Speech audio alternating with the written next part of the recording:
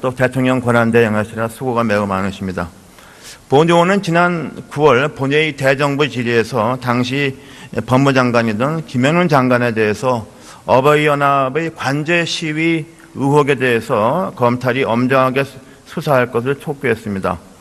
본의원은 정경련뿐 아니라 삼성과 CJ가 직접 이들 기업에게 돈을 대었을 가능성에 대해서도 언급한 바 있습니다. 당시 김현웅 법무장관은 철저하게 수사하겠다고 답했습니다. 그러나 김현웅 장관은 11월 29일 사임했습니다. 검찰은 총리께서는 당시 검찰이 수사를 잘 하겠다고 약속한 김현웅 당시 장관의 약속이 지켜지고 있다고 생각하십니까? 의원님 말씀하신 그 즈음에도 조사를 한 것으로 제가 알고 있고 또 김 장관이 퇴임한 이후에도 추가적인 수사들을 하고 있는 것으로 알고 있습니다. 네, 그런데 검찰의 그러기인 사회에 박영수 특검팀은 김기춘 전 비서실장이 관제 시위 지원에도 개입했음을 밝혀냈고 또 특검에 따르면 삼성 등 거대 재벌이 70억 원을 걷어서 이른바 보수 단체의 관제 시위에 지원했다는 것을 밝혀냈습니다. 왜 특검은 쉽게 밝히는데 우리나라 검찰은 왜 이렇게 못합니까? 왜 그렇다고 생각하십니까? 검찰에서 여러 주어진 조건 하에서 지금 의원님 말씀하신 특검에는 수사 대상 그 범위가 14개와 플러스 하나 15가지를 하고 있는데 지금 아마 그 수사팀은 고발된 사건을 아마 수사를 하고 있는 것으로 알고 있고 그 범위 안에서 여러 가지 논란이 있기 때문에 지금 최선을 다하고 있는 것으로 그렇게 알고 있습니다. 여하튼 간에 우리 국민이 검찰을 믿겠습니까? 특검을 믿겠습니까? 그래서 우리 국민이 검찰을 불신한다고 생각합니다. 자, 그건 그렇고요. 국무총리는 박근혜 정부의 초대 법무부 장관이었습니다. 박근혜 정부는 매우 불행하게도 취임 초기부터 국정원 대선 개입 의혹에 시달렸습니다. 정부의 신뢰가 그때 추락했습니다.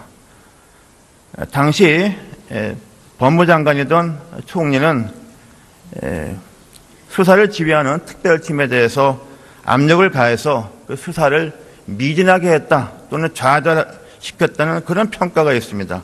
그런 평가에 약간이라도 동의하십니까?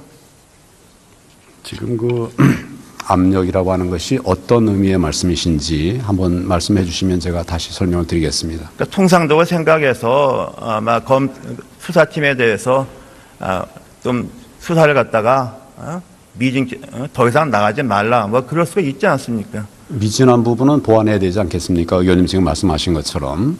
그렇지만 가야 될 것을 가지 마라 이렇게 말한 그런 의미의 압박 전혀 없었습니다. 네, 물론 그렇게 답변하시겠죠. 당시 수사팀을 이끌던 윤석열 검사는 결국에 좌천됐습니다. 그런데 그 윤석열 검사가 지금 특검에서 맹활약하고 있습니다. 거기에 대해서 총리는 어떤 생각을 하십니까? 지금 의원님 말씀하신 검사는 수사를 잘하는 검사입니다.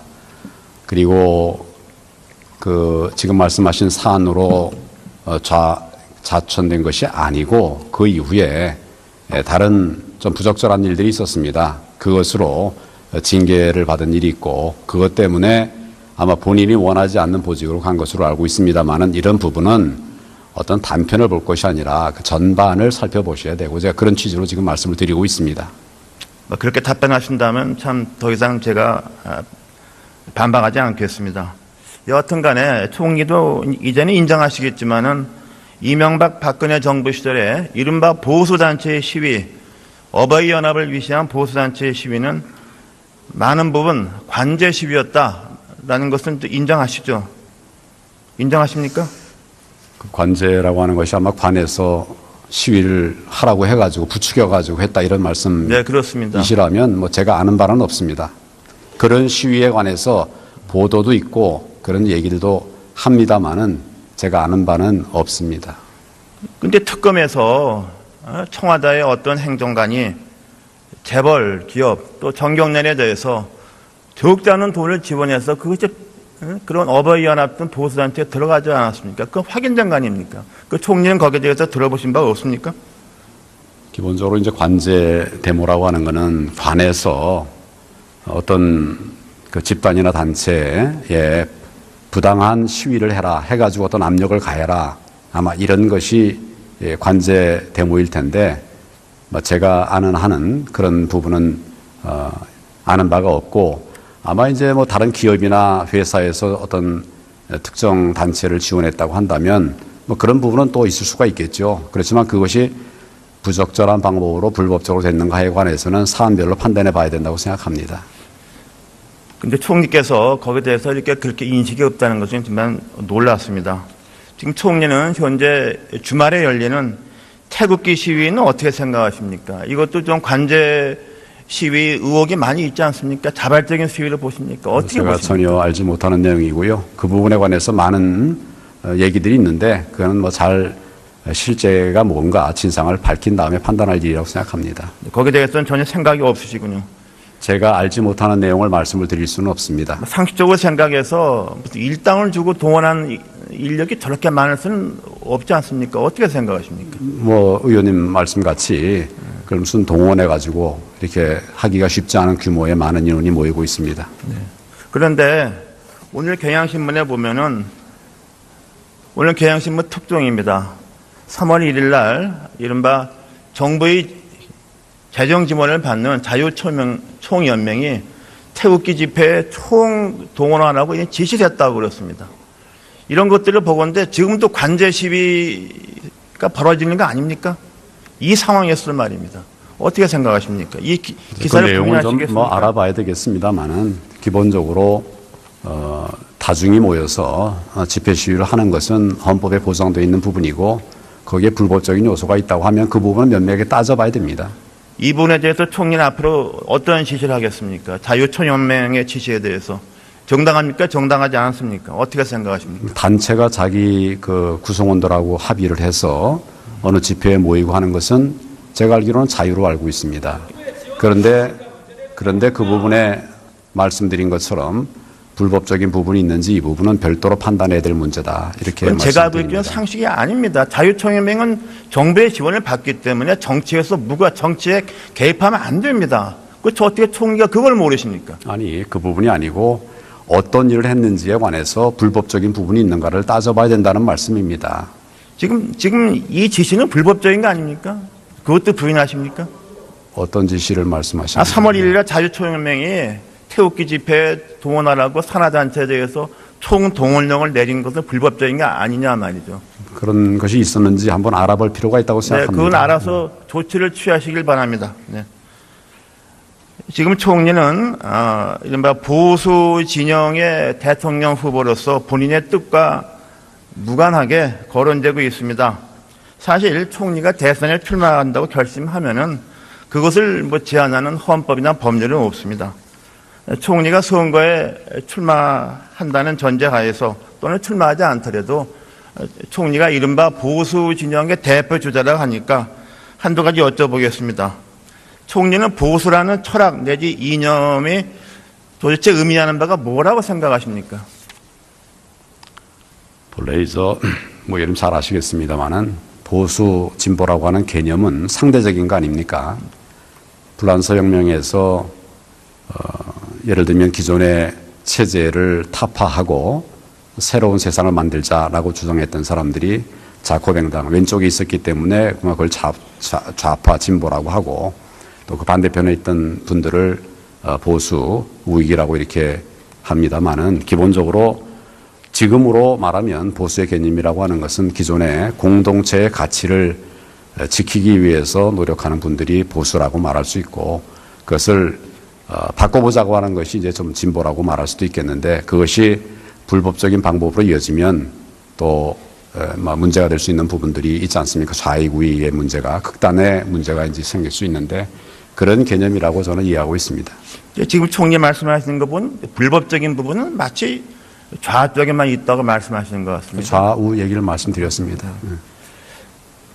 보수 입장에서는 뭐래도 국가 안보가 좀 중요하지 않습니까? 우리 공동체가 지키려고 하는 가치 중에 중요한 부분은 안보입니다. 네, 안보죠. 그런데 자타가 인정하는 이명박 정권은, 자타가 보수 정권이라고 인정받는 이명박 정권은 그렇게 보수 정권이지만은 안보에 대해서 이렇게 충실치 못했습니다. 뿐만 아니라 이명박 정권은 이른바 병역 면제 정권이다, 그런 비아냥을 들었습니다. 그런데 이게 들어본 적 있습니까? 예, 뭐 제 얘기를 하시려고 그러면 바로 말씀하십시오. 예. 저도 참 한심하게 생각하는 게, 왜 국가안보를 강조하는 보수 정권의 대통령 본인, 국무총리가 다 군대를 안 갔는가? 참 그게 좀 한심하고 좀 의문입니다. 제가 안 간 게 아니고 못 갔습니다.